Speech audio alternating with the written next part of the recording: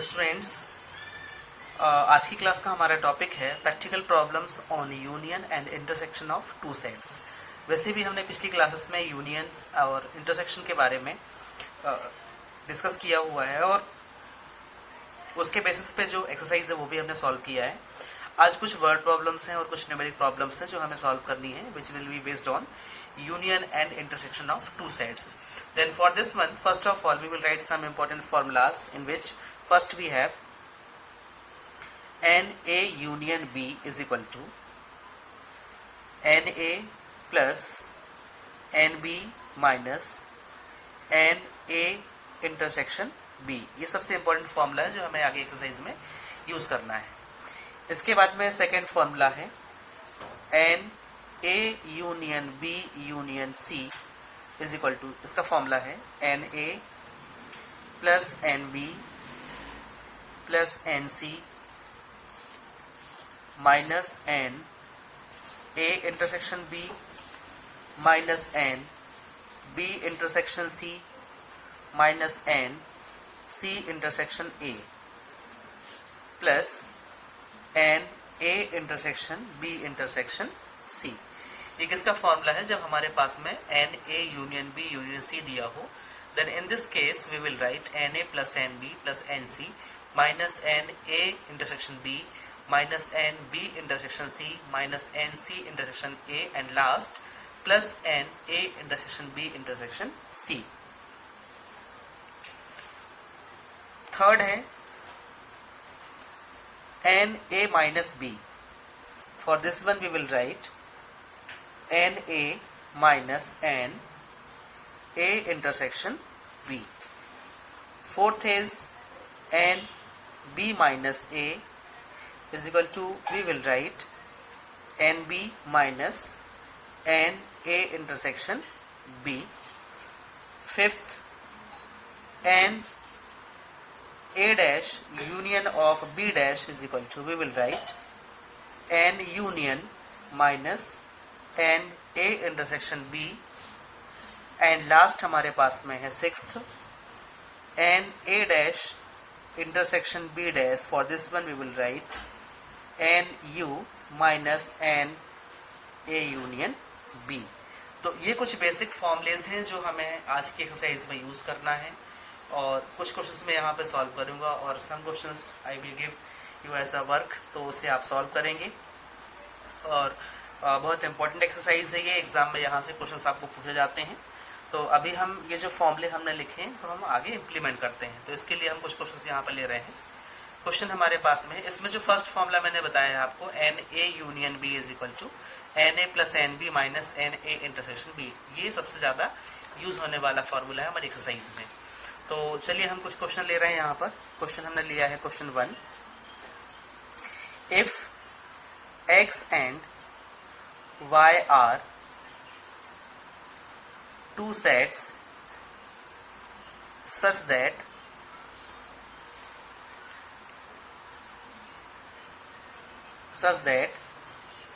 n of x is equal to 17, n of y is equal to 23 and n of x union y is equal to 38 we have, then find n x intersection y।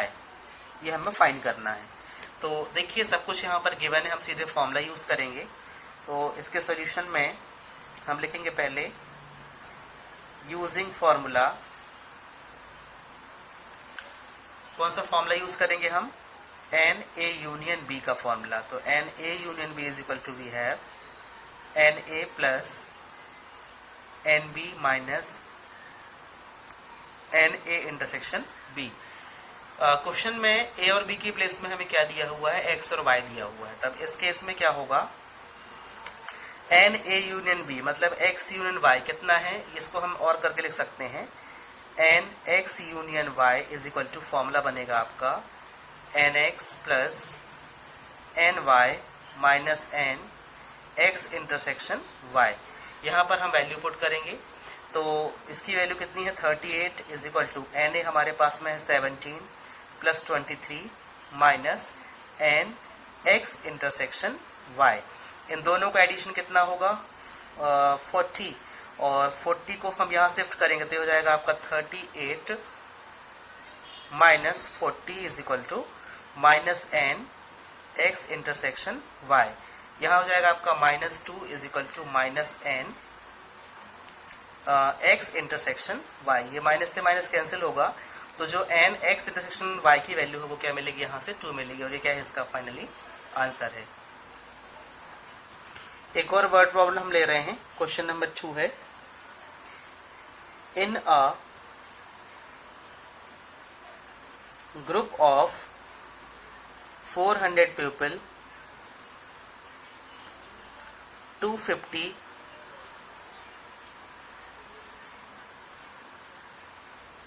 can speak Hindi, 200 can speak English,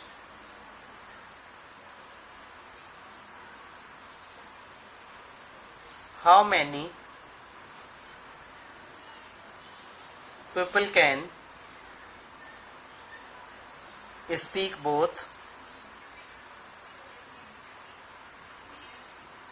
Hindi and English. चलिए question में जो दिया है उसको हम पहले यहाँ पर डिफाइन करते हैं। तो सबसे पहले हमने लिखा है 400 people is in a group of 400 people, मतलब 400 के ग्रुप में जो ग्रुप बना हुआ है, इट मीन्स यहाँ पर हिंदी बोलने वाले लोग भी हैं और इंग्लिश बोलने वाले लोग भी हैं, तो दोनों का जो कॉम्बिनेशन है वो कितना है 400 का है। तब इस केस में हम क्या करते हैं, पहले डिफाइन करेंगे, let H be the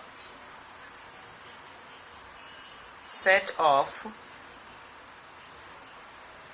people speaking Hindi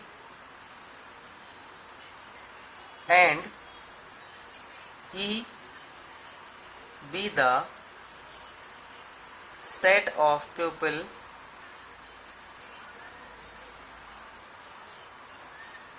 speaking English। Means हम ऐसे स्टेटमेंट बनाएंगे पहले क्वेश्चन के अकॉर्डिंग।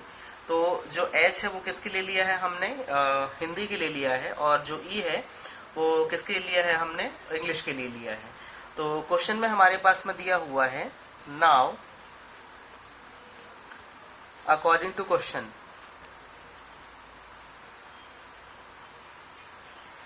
इसमें लिखा हुआ है कि 250 कैन स्पीक हिंदी, मतलब number of persons who speak Hindi that is NH कितना है हमारे पास में 250 है। साथ में number of persons who can speak English ये भी हमें दिया हुआ है 200, और जो दोनों का कॉम्बिनेशन है means NH union of E, मतलब दोनों को मिलाकर जो बोलते हैं अपन, वो हमें दिया है 400। हमें निकालना क्या है, NH इंटरसेक्शन E हमें फाइंड करना है। ओके, क्योंकि दिया है क्वेश्चन में ही पूछा हुआ है कि how many people can speak both Hindi and English, मतलब जो दोनों में कॉमन है, जो दोनों हिंदी और इंग्लिश दोनों बोल सकते हैं, मीन्स हमें क्या फाइंड करना है, यहाँ से इंटरसेक्शन फाइंड करना है। तब इस केस में हम फॉर्मूला यूज करेंगे, NH union E is equal to formula है NH plus NE minus NH intersection E। चलिए, तो NH यूनियन E कितना है हमारे पास में 400 दिया हुआ है, is equal to 250 plus 200 minus NH intersection E। इन दोनों को ऐड किया तो ये मिलेगा हमें 400 is equal to 450 minus NH intersection E। इसको शिफ्ट किया हमने तो ये हो जाएगा 400 minus 450 is equal to minus NH intersection E। ये मिलेगा हमें -50 is equal to minus NH intersection E। ये माइनस से माइनस कैंसिल होगा, तो वैल्यू है NH intersection E is equal to कितना है हमारे पास में 50, और ये होगा हमारा आंसर। मतलब हम यहाँ पे लिख सकते हैं कि 50 पीपल ऐसे हैं जो हिंदी और इंग्लिश दोनों बोल सकते हैं।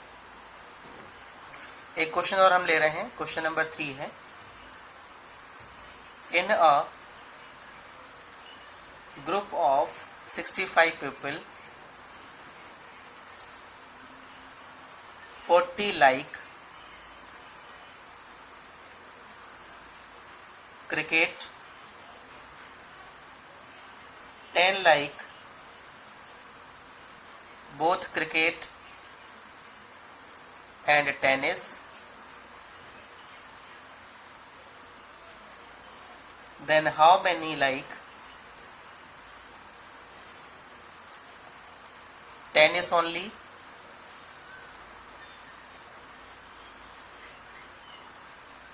and not cricket? एंड अगला क्वेश्चन है हाउ मैनी लाइक टेनिस। मतलब इसमें आपको दो क्वेश्चन इंक्लूड किए गए हैं कि how many like tennis only and not cricket, and second is how many like tennis.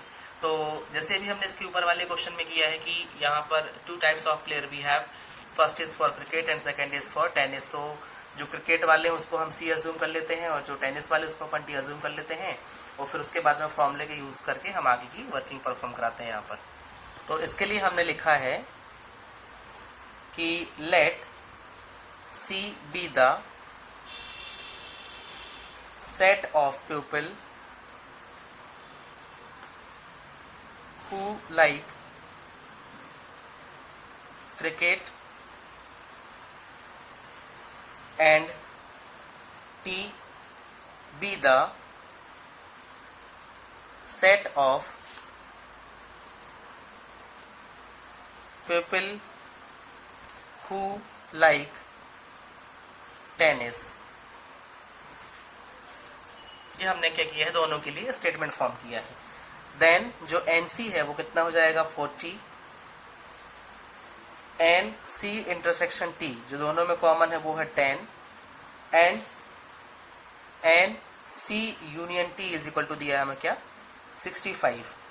तो अब हमें निकालना क्या है, यहाँ से इंटरसेक्शन भी दिया हुआ है हमें, इसका यूनियन भी दिया हुआ है, एन टी निकालना अपन को सबसे पहले। तो अपन फॉर्मूला तो ऐसे यूज करेंगे जो फॉर्मूला हमारे पास में होता है।